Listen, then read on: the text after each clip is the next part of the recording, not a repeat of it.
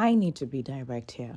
After rewatching the lives, scrolling through the posts, and reading family statements, this goes way beyond internet drama.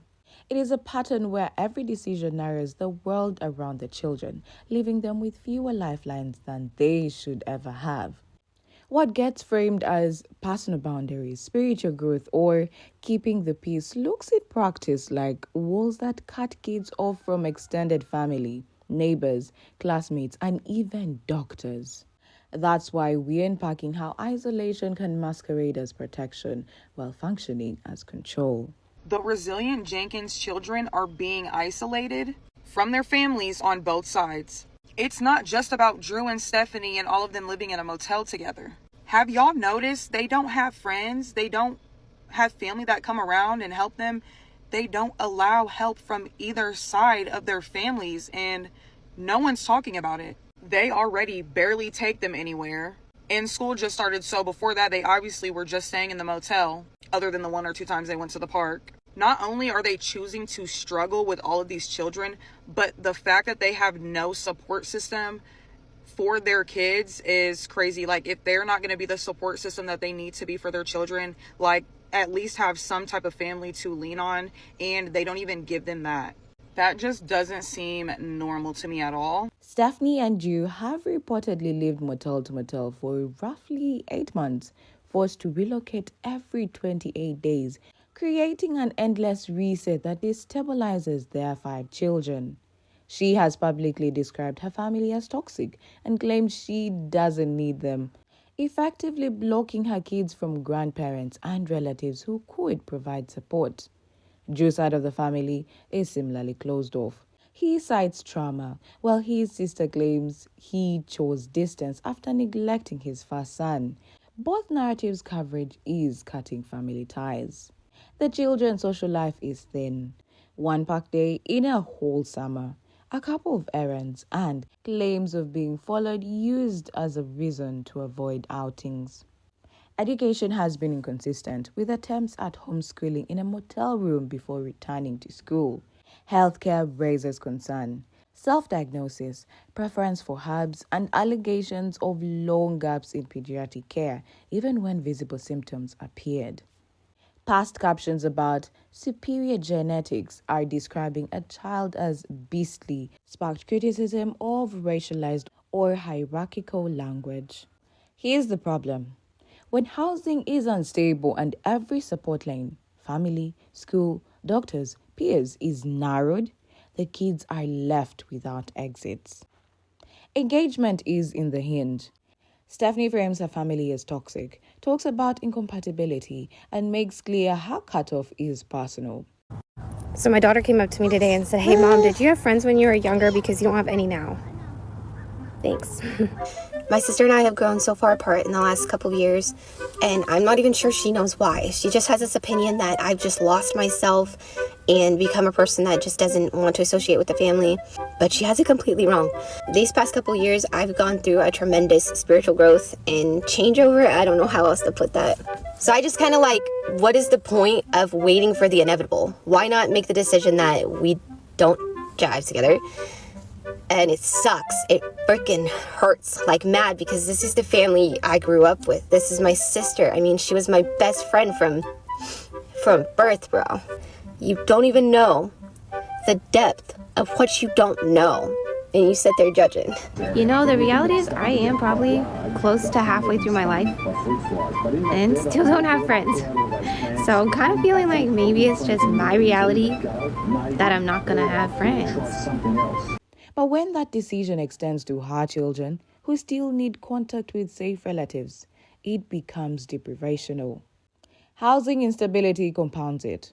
The 28-day motel chain is stressful enough, but when the maternal grandmother reportedly offered housing for Stephanie and the kids without Drew, that off-ramp was refused. It's over a year.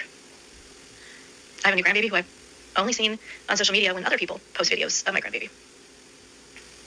The whole situation is heartbreaking, and I have no other words to say about it. But I've been asked, and I've decided just to at least clear the air a little bit.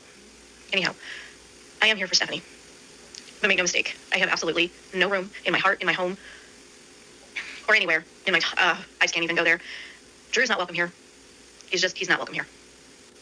The choice preserved conflict but sacrificed stability for the children.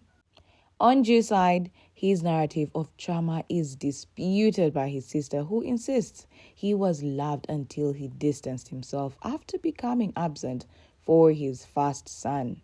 Whether or not viewers accept her version, the outcome is the same. Kids are told both families are unsafe, leaving them with no wider network. The Deshaun chapter sharpens the pattern. Stephanie allegedly portrayed his mother, Desiree, as neglectful, delayed contact, and only restored visitation when the court compelled it. That is how gatekeeping gets identified. The bond with a fit parent resumes only under outside pressure.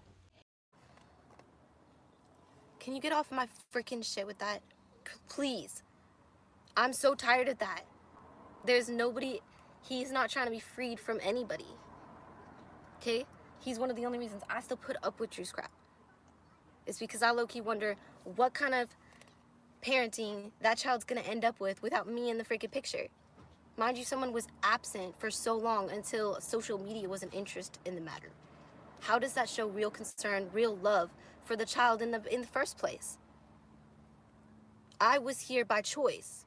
I've done everything for the kid by choice. I've been here. I've made sure he gets to the doctor. I take care of communication with the teachers. I've said all this crap.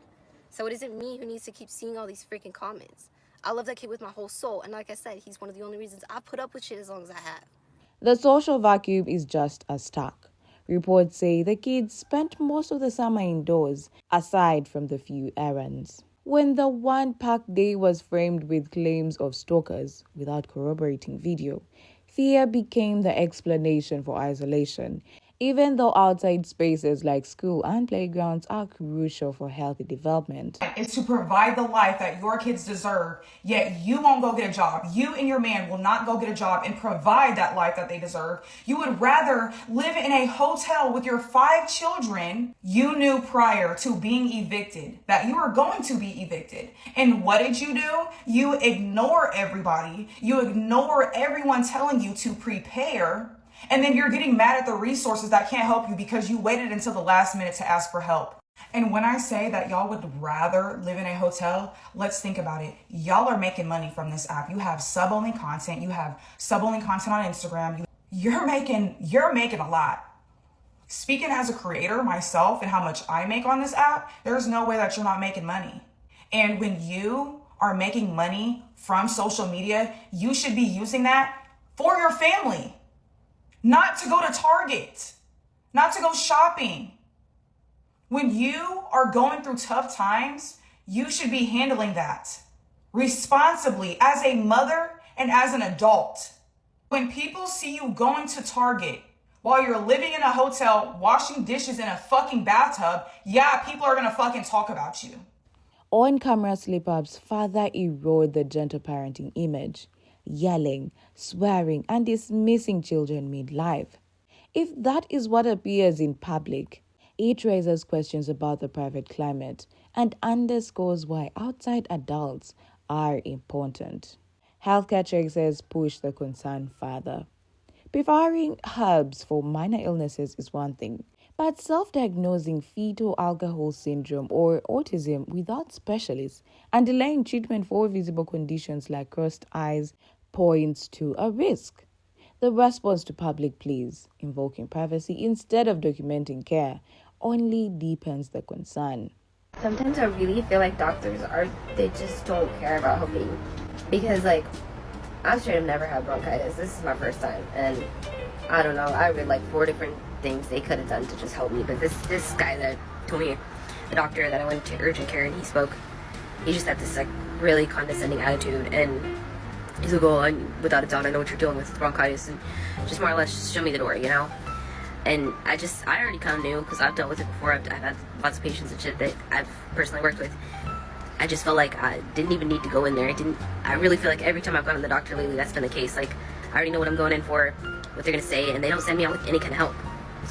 Finally, language matters.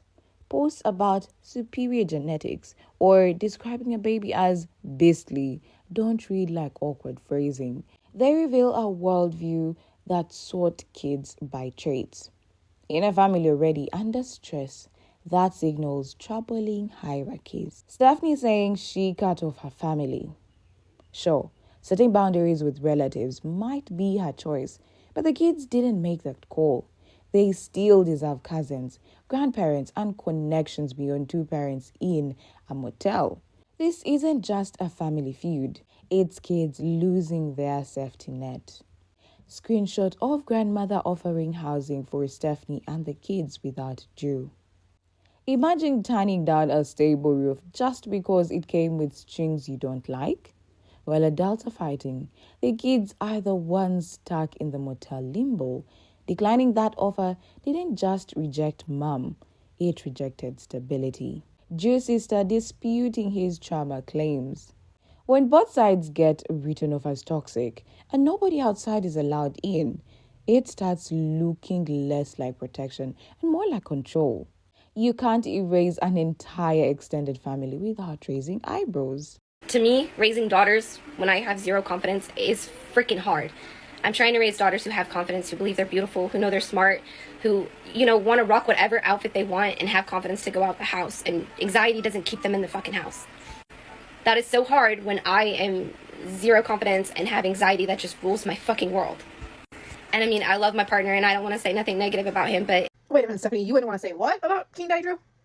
It wouldn't hurt him to say he has appreciation for me every now and again, to tell me that he finds me attractive, but that just seems like it's fucking vinegar on his tongue or something.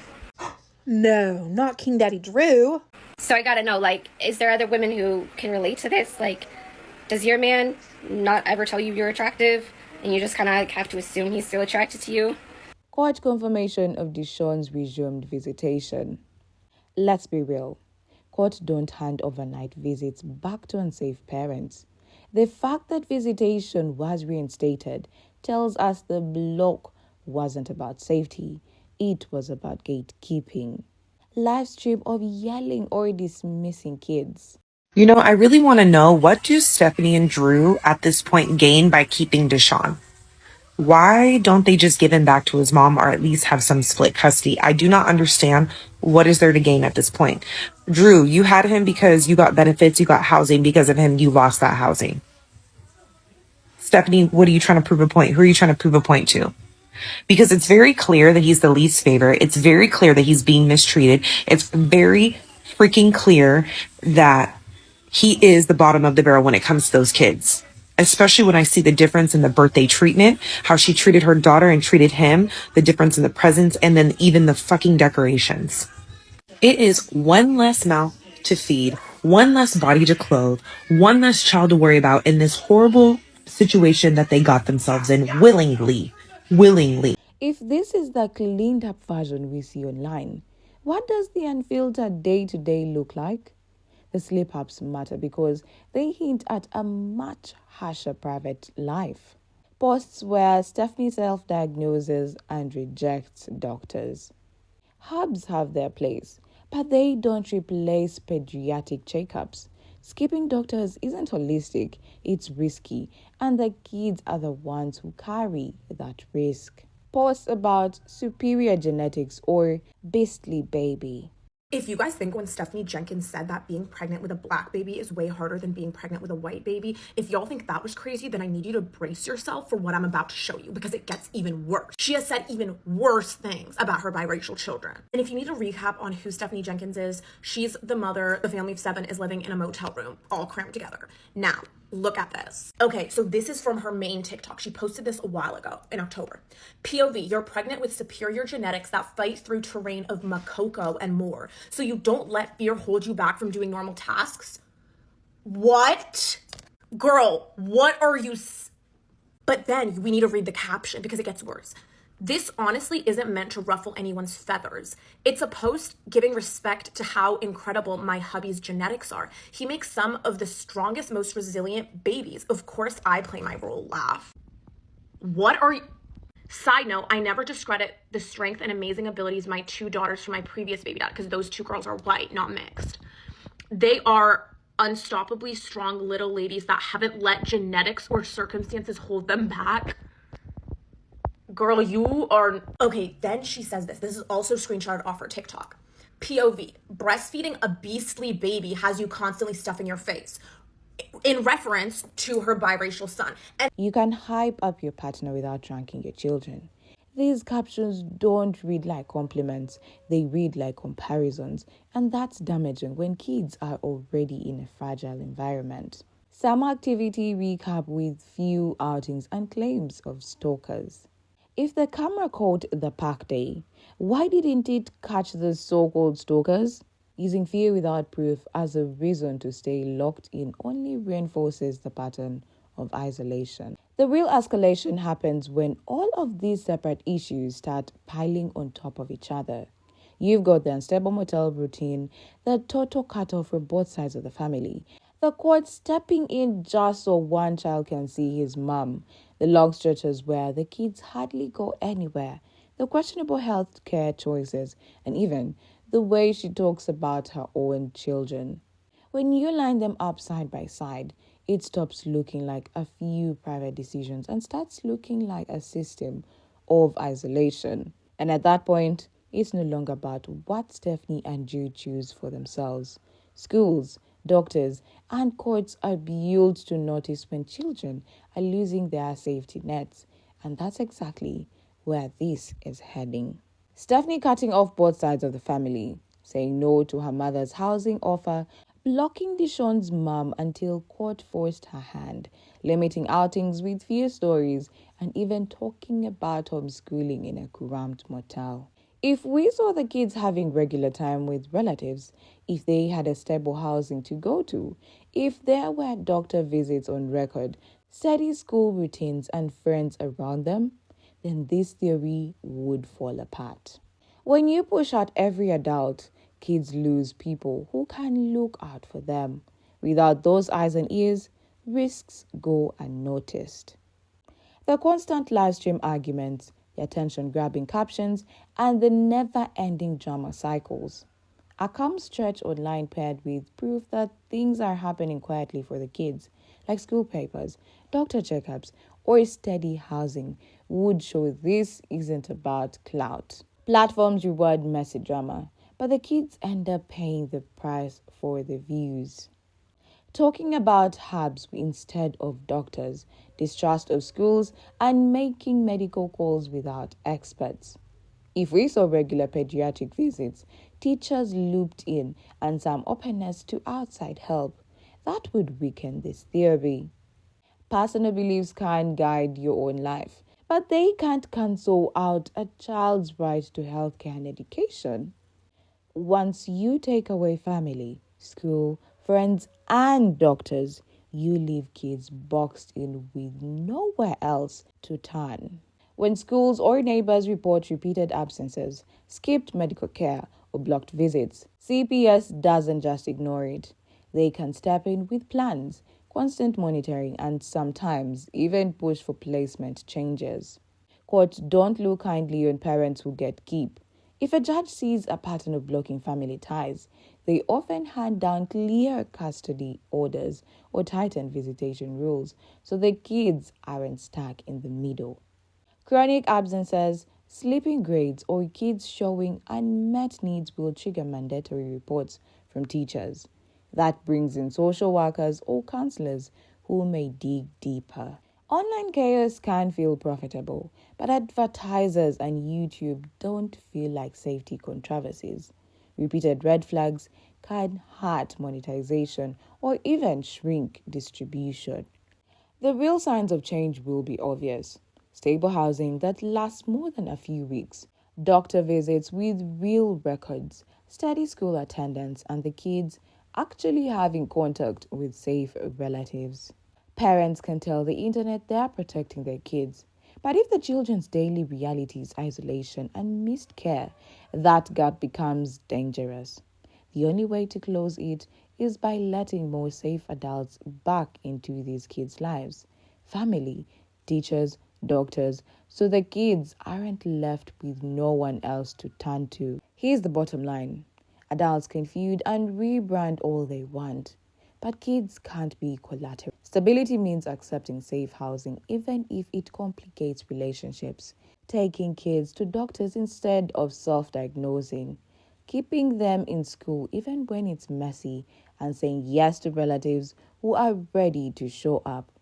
Content can thrive on chaos, but childhood only thrives on care. So I'll ask you, do you think this can be fixed from within, or will it take courts and schools to push change? Share below and subscribe if you want updates as we verify more receipts.